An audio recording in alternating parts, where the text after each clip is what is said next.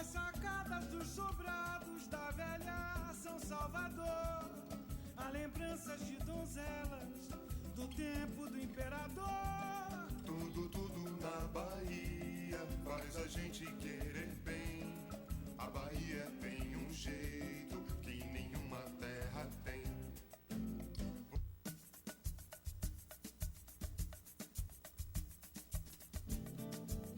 Lá tem vatapá, lá tem caruru, lá tem munguzá, se quiser sambar, nas sacadas dos sobrados da velha São Salvador, há lembranças de donzelas do tempo do imperador. Tudo na Bahia faz a gente querer bem. A Bahia tem um jeito que nenhuma terra tem. E você não se esqueça, na próxima semana tem mais.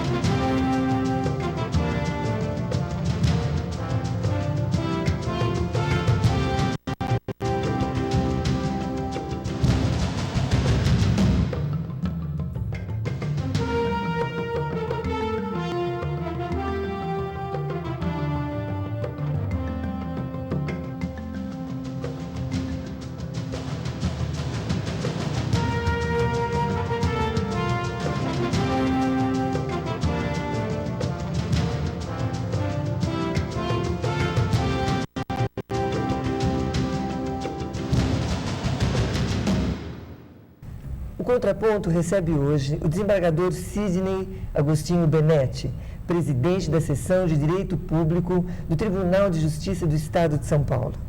Paulista, de Ribeirão Preto, e já adjudicou em inúmeras comarcas, sem falar que é membro de todas as entidades internacionais de magistrados. Bem, mas tudo isso saberemos daqui a pouco na conversa que teremos com o desembargador. Como vai, desembargador? Muito bem, é um prazer imenso estar no Contraponto com a sua pessoa, que eu admiro bastante, já há bastante tempo, da sua obra.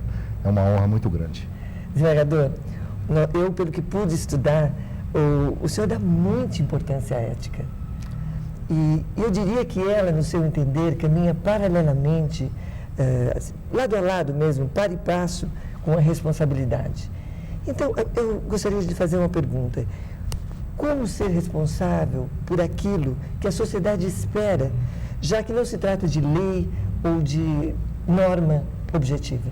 Do ponto de vista de juiz, não é difícil sintonizar-se com a sociedade. Basta ter olhos para ver e ouvidos para ouvir aquilo que diz a sociedade. A sociedade se pronuncia por intermédio do legislativo, por intermédio das suas leis, e essas leis são interpretadas pelos seus juízes. Na interpretação, os juízes auscultam a sociedade, olham o que a sociedade, interagem com a sociedade, leem jornais, assistem televisão, convivem com a família, convivem no dia a dia. de forma que é possível, se estiver realmente imbuído de um senso ético de justiça, realizar esse trabalho ético sem muita dificuldade para o juiz. Quase que naturalmente, né? Quase naturalmente, é uma coisa que flui, como flui a vida para Sim. o juiz também. O senhor, inclusive, quando participou do processo de seleção de novos juízes aqui em São Paulo, o senhor introduziu algumas questões éticas. Diz aqui, o que fazer quando o filho for preso e você for juiz da infância e juventude? Uma outra que o senhor introduziu. Juiz pode subscrever abaixo-assinados? São questões difíceis para o juiz, porque são solicitações humanas que vêm no dia a dia. E o juiz, muitas vezes, tem o contrastamento da questão, como a lei se apresenta, para a sua resposta humana às questões. São questões que permitem, muitas vezes, mais de uma resposta, dependendo da circunstância que esteja envolvido o juiz, dependendo do seu modo de ser. Mas existem sistemas do mundo que regulam muito bem isso.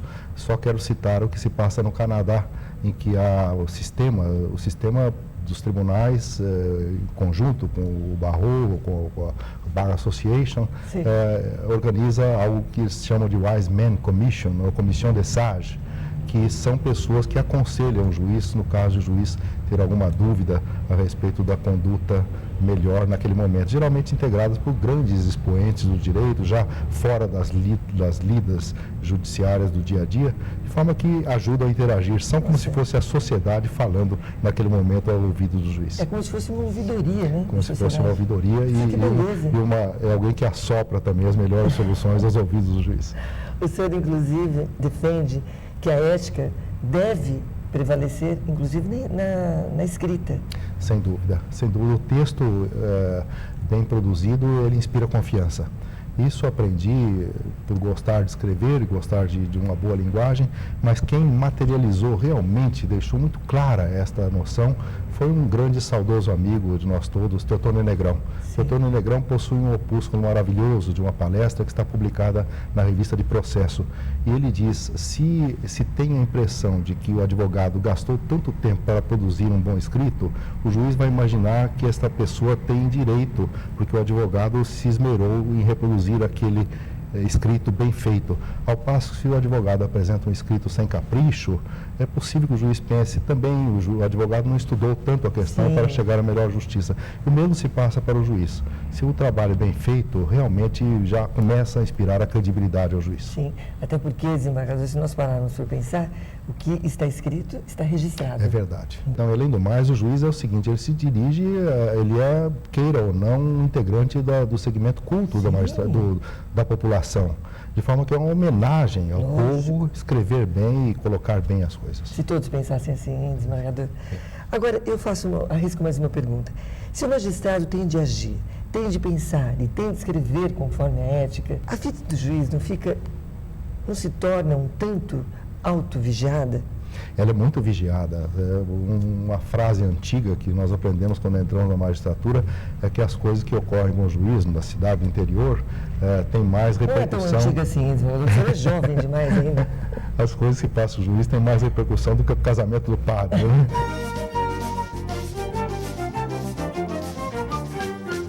Com perdão da comparação para os segmentos religiosos.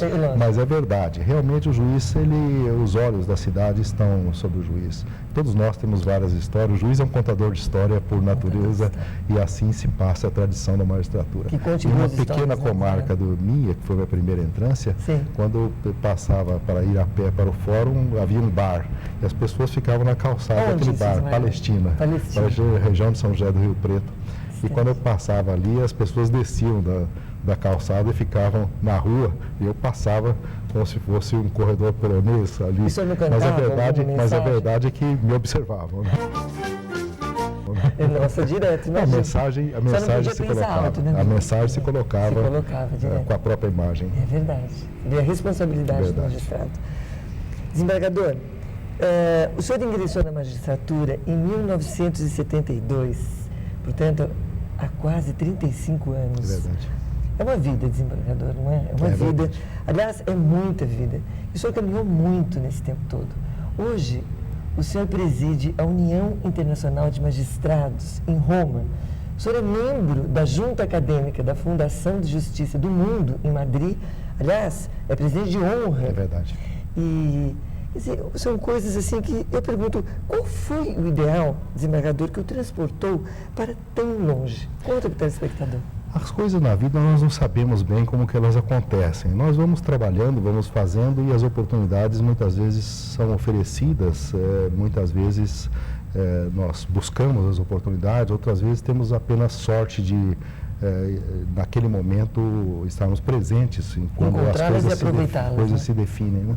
Agora, a participação internacional decorreu do fato de gostar de idiomas estrangeiros, sempre apareciam pessoas querendo a presença para algum evento. Licença um pouquinho, deixa eu só esclarecer o telespectador. O desembargador, muito humildemente, aqui diz que gostar dos idiomas estrangeiros, só que ele fala todos os idiomas. Conta, desembargador. Eu falo alguns, mas... Que reste-t-il de nos amours? Que reste-t-il? Todos, bem que eu gostaria. Todos. Eu gosto muito de ler literatura. E literatura eu procuro ler no idioma que eu conheço. Às 4 horas da manhã, não é mesmo, desembargador? Eu acordo muito cedo, acordo às 4 horas da manhã. Você vê que eu já descobri tudo. Você está bem informada. Então, e aí? E isso vai criando como se fosse uma comunidade de pessoas que convidam, né? Seja nas associações de juízes, também participo da Associação Internacional de Direito Processual, da International Law Association, sim, de outras entidades. Eu sou membro de uma sociedade quase que inacreditável, que é a Sociedade Jurídica Alemanha-Japão.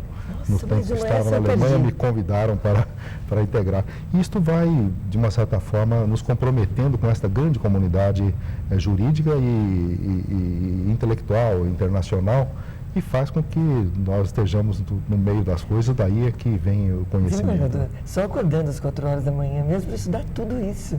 Não é para ler as coisas que eu gosto, para ler as coisas que eu gosto. Beleza, hein? O senhor, considerando todo esse aprendizado, quais são as experiências que o senhor entende que nós poderíamos aproveitar da magistratura de outros países aqui no Brasil? Cite duas, pelo menos, relevantes. São muitas. O Brasil tem alguns problemas judiciários e muitas vezes nós temos a impressão de que os problemas surgiram aqui. Mas é preciso ver que esses problemas com os quais nos deparamos aqui, muitas vezes já foram resolvidos no mundo. E no mundo, por sinal, também há problemas que ainda não chegaram aqui e que vão chegar rapidamente com a comunicação. E, por outro lado, nós temos também soluções que o mundo ainda não inventou. Certa vez eu lecionei, durante um certo tempo, instituições judiciárias na Faculdade de Direito da USP. Sim. E eu formulei uma pergunta numa das provas que era a seguinte: cite 3 pontos positivos da justiça brasileira. Cite positivos. E foi uma dificuldade para os alunos que estavam viciados exclusivamente na informação do lado negativo da justiça brasileira. Mas são muitos. Nós temos todas as audiências, todas as sessões são públicas. Isso é o único país do mundo que realmente tem essa transparência, que tudo se faz publicamente. O ingresso nos cargos da magistratura se dá por concurso público, o que também é importante. Também não acontece. A maior parte dos países do mundo isso não acontece. São currículos, são indicações, naturalmente, com todas as influências possíveis, até mesmo as influências políticas, para todos os cargos. Né? Também há uma carreira da magistratura que vai levando as pessoas e oferece oportunidades. É muito democrática a magistratura, de tal maneira que pessoas humildes têm condição de ascender aos altos postos, como aliás aconteceu comigo, que eu não venho de família abastada, pelo contrário, venho de uma família simples de Ribeirão Preto e sou produto da escola pública, na verdade. E assim várias coisas. Mas no mundo há vários mecanismos de dinamização da justiça que podem ser trazidos, por exemplo, para solucionar um problema sério que é a nossa demora judiciária. Também há mecanismos de melhor conhecimento das coisas da justiça que podem fazer com que a justiça se sintonize mais com a comunidade. Bom, continuando em terras distantes, nós sabemos que na Rússia não se confia no judiciário e na China não se pode judicar. Infelizmente, onde não há liberdade, não há justiça, portanto não há paz. Eu pergunto, como que o senhor definiria esse binômio, essa relação Brasil e judiciário? Em poucas palavras, como o senhor definiria? O Brasil é interessante dizer isso, porque nós estamos tão acostumados a ouvir apenas as críticas ao sistema judiciário, nós não imaginamos que nós tenhamos um grande judiciário, e tem. O Brasil realmente tem um grande judiciário. Certa vez, numa entrevista numa rádio na Argentina, na província de Salta, me perguntaram o que pensava o mundo da magistratura em geral e perguntaram, inclusive, o que pensava da magistratura brasileira, da justiça brasileira. Minha resposta foi simples. Se pensassem tão mal, se a comunidade internacional pensasse tão mal, evidentemente eu não seria eleito presidente da União Internacional de Magistrados. Se pensassem tão mal, se a comunidade internacional pensasse tão mal, evidentemente eu não seria eleito presidente da União Internacional de Magistrados, que é uma espécie, nós dizemos, com evidente falsa modéstia, que é uma espécie de Nações Unidas da magistratura. Da magistratura. Agora, a magistratura brasileira e o judiciário brasileiro tem vários pontos positivos. O acesso à justiça é franco, é muito mais livre do que a maior parte dos países do mundo. É possível ajuizar. É difícil realmente terminar processo, mas isso também não é apenas um problema nacional, embora nós tenhamos passemos por um momento muito grave dessa demora processual. Sim. Eu digo que nós estamos agora como se fosse um tsunami da Indonésia ou a inundação do Katrina de New Orleans, que é a quantidade de processos que nos inundou. Mas se conseguirmos abaixar a água, teremos uma grande justiça. Se Deus quiser, desembargador. O senhor acha que o brasileiro está perdendo um pouco a capacidade de indignação com relação a corrupção? É verdade, é verdade. O brasileiro está um pouco desanimado e nesse ponto, um certo sentimento de moral um pouco abalado, e digo moral no sentido mais técnico da palavra, e que é integrado por todos os valores, inclusive o valor da honestidade, que tem, ao seu contrário, o fato da corrupção, né? Talvez um dos mais graves infrações à honestidade seja na corrupção. Mas isso é preciso que os mecanismos de restabelecimento funcionem. Esses mecanismos não são apenas o judiciário, não são apenas a polícia, são mecanismos comunitários, são mecanismos das entidades religiosas que pertencem, dos clubes de serviço, das famílias. Tem que vir de dentro, a imprensa, meu Deus, que importância tem a comunicação social para o mundo moderno. E ela pode mover montanhas, realmente. Pode fazer muito, talvez mais do que todas as instituições outras que são produto dela nos tempos modernos. Nem fale. Bem, nós vamos interromper alguns instantes, daqui a pouco voltaremos com o desembargador Sidney Agostinho Benetti. Até já.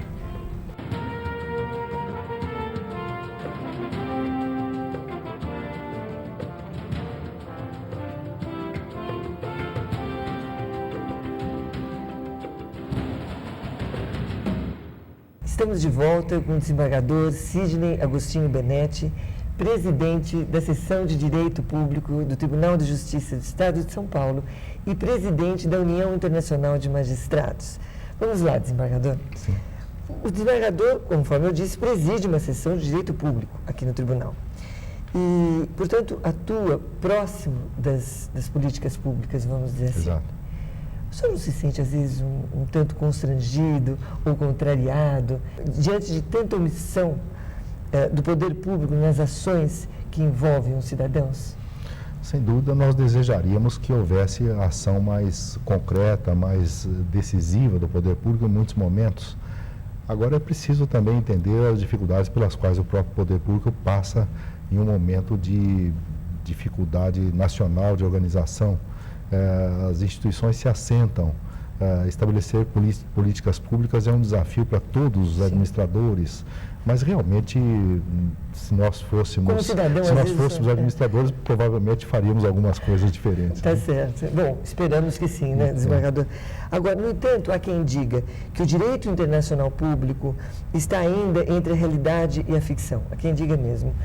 Como é que o senhor se defende disso? Está mesmo? O direito internacional público é um direito de sanção muito débil entre os ramos do direito. Começa a sanção mais forte sendo a do direito penal, que realmente pega a pessoa, coloca no presídio, aí é uma sanção muito concreta, sim, muito direta.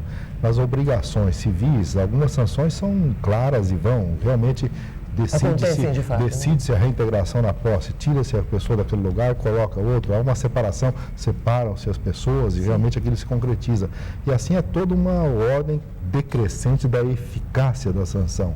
E no campo do direito internacional público, as sanções se dão entre os estados, que têm soberania nacional, de forma que muitas vezes a sanção do direito internacional se torna quase que tão fraca como se fosse uma recomendação.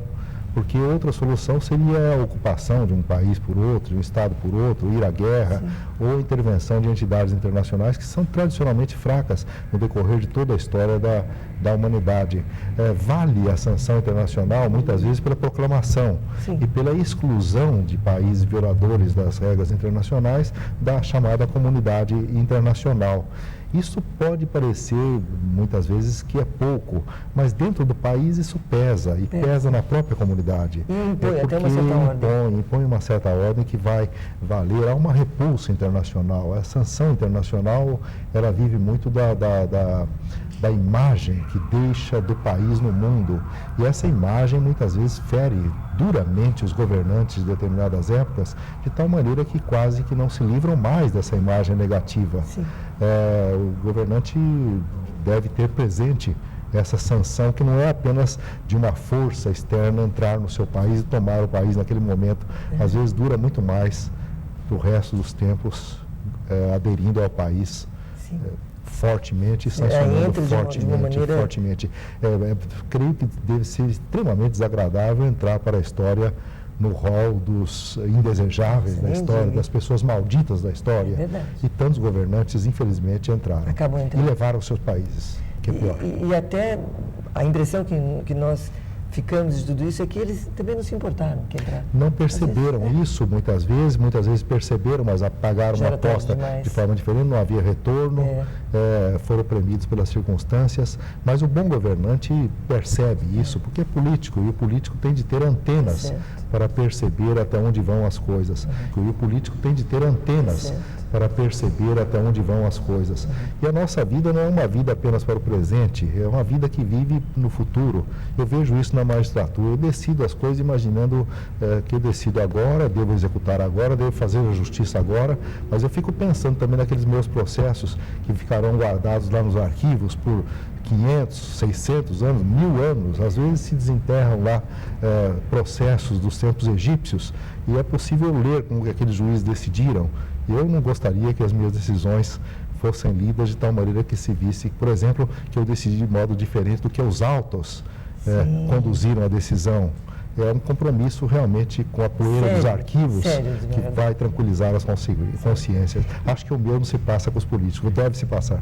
Todos o conhecem, eu chamo como Sidney Benetti, só que tem um Agostinho. Agostinho. Sidney Agostinho Benetti, que eu acho que essa sua postura, essa sua maneira de pensar, essa sua ligação com a ética, estão bem ligados ao nome Agostinho, né? O nome Agostinho eu tenho com muito orgulho de um dos maiores doutores da igreja, um dos homens que mudaram o destino da civilização, que implantaram definitivamente a religião, a fé católica. Fala-se que São Paulo e Santo Agostinho são os dois marcos decisivos, embora outros também sejam importantes. Mas eu tenho esse nome com muito orgulho porque nasci no dia do santo, 28 de agosto. É mesmo? De forma que minha mãe teve esta ideia de me dar esse nome que eu levo com muito orgulho. E muitas vezes, evidentemente, li a obra de Santo Agostinho e há passagens que são memoráveis. Gosto muito de uma citação que está em latim, me permito o latim, mas eu traduzo. Qui in minimis fidelis est, et in majus est fidelis. Quem é fiel no mínimo, é fiel também no máximo. Isso mostra também a necessidade de uma conduta reta em todos os momentos, em todas as possibilidades que se apresentam. Em homenagem ao Agostinho, então, desembargador, responda para nós. Qual é o credo eterno com o qual temos de conviver? É crença? É esperança? É solidariedade? Qual é? Eu acho que as pessoas têm de ter crença. Certa vez, falando para juízes, eu disse que o último dos mandamentos seria ser religioso. Ser religioso, e eu dizia que ser religioso de alguma maneira, inclusive para aqueles que não tenham religião nenhuma, que tenham a religião da justiça, que tenham crença na justiça. Maravilha. Se não crerem em nada, que creiam na justiça. Era um conselho para os juízes. Porque o juiz que não crê na justiça realmente será um verdadeiro fantoche, uma figura sem sentido. E agora, diante de tanta responsabilidade, de tanta conscientização, o senhor acha que aqui no Brasil o poder público aproxima o futuro? Eu acho que o poder público, e entre ele no poder público, o poder judiciário, ele, de um modo geral, tem melhorado. Não sei se sou um otimista, não é por isso, não gosto de simplesmente dizer que é assim por ser otimista ou ser pessimista, mas se nós compararmos as coisas, realmente as coisas avançam. Acho que estão sendo mais vigiadas. Estava lendo ontem um livro mais do que clássico, que agora se publicou em edição de bolso, que é muito bom. Eu leio muitos livros, leio muita literatura, mas leio desde que seja uma edição pequena para levar no bolso e poder levar para todos os lados, que é do Edward Gibbon, sobre a decadência e declínio do Império Romano. E ali ele fala que realmente nós temos sempre a imagem de que o passado era mais virtuoso, que o passado era melhor do que o presente, mas não é assim. Mesmo os valores morais, se nós pensarmos no que foi a escravidão, no que foi a vida sem nenhuma direito para ninguém, as pessoas padecendo do direito de vida e de morte nas mãos de outros, isso realmente, apesar de todos os problemas, significa uma melhoria. Estive numa palestra certa vez, no 40º da Escola da Magistratura Francesa, e ali um grande político francês, que é um grande advogado, foi ministro da Justiça, foi autor do projeto que aboliu a pena de morte, Robert Badinter. Robert Badinter fez uma locução linda e dizia que realmente é muito importante que os juízes sintam o prazer de julgar, porque ele via sempre o juiz reclamando das dificuldades da vida, dificuldade de julgar, a justiça é difícil, trabalha-se muito, ganha-se pouco, aquelas reclamações que não tem funcionário, não tem condições, que são normais em todos os lugares do mundo. E ele dizia que era muito importante que pensasse também outra coisa, que é o prazer de julgar, o prazer de realizar a justiça e se nortear para um lado positivo para ter força para agir. É o lado do idealismo, claro, né, idealismo. Idealismo com o realismo. É preciso ter um ideal que mova as pessoas, mas um senso de realidade para saber até onde é possível fazer para que o progresso seja efetivo e não um falso progresso alardeado que no fim dê o efeito exatamente o contrário. Desembargador, agora o que o senhor não acha justo na justiça? Se eu posso destacar uma coisa, antes de mais nada, é a demora judiciária. A demora judiciária realmente é muito injusta, ela gera distorções, ela gera esse sentimento de perda, e de tal maneira que mesmo quem ganha sai com a impressão de que perdeu. Para o Brasil tem solução. Para certos países não tem solução fácil, não. O Tribunal, o Conselho da Europa, a Convenção Europeia de Direitos Humanos, criou a Corte de Estrasburgo. Essa Corte de Estrasburgo julga todas as ofensas contra direitos humanos. E uma das ofensas é a demora judiciária, o atraso. E ali vive condenando os países europeus em grande quantidade. E alguns países realmente estão num emaranhado do qual não há saída fácil. No Brasil, me parece que as saídas são até muito fáceis para essa demora judiciária. Desembargador, o senhor se acha um homem vaidoso?